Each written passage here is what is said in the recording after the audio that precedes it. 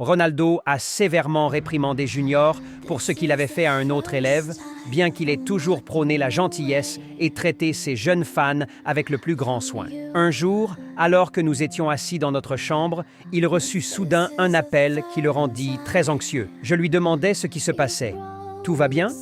Il répondit avec inquiétude. « C'est un appel du professeur de Junior. Il m'a dit que mon fils a été impliqué dans une violente bagarre avec un autre élève.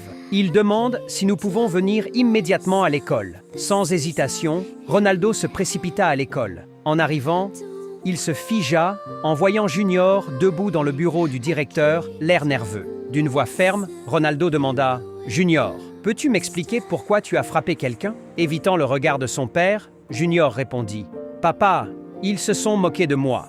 Ils ont dit que je ne serai jamais à la hauteur de ton niveau parce que je n'ai pas réussi à marquer lors du dernier match. » Le visage de Ronaldo se durcit. Il prit une grande inspiration et dit d'un ton sévère « Se battre ne résoudra rien, Junior. Ce n'est pas comme ça qu'on prouve sa valeur. » Mais avant qu'il ne puisse en dire plus, le professeur intervint. « Monsieur Ronaldo, malheureusement, les actes de votre fils ont causé de sérieux problèmes à l'école.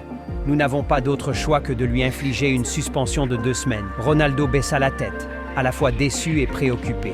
Il savait que son fils devait apprendre une leçon précieuse. La véritable force ne réside pas dans la violence, mais dans la maîtrise de soi.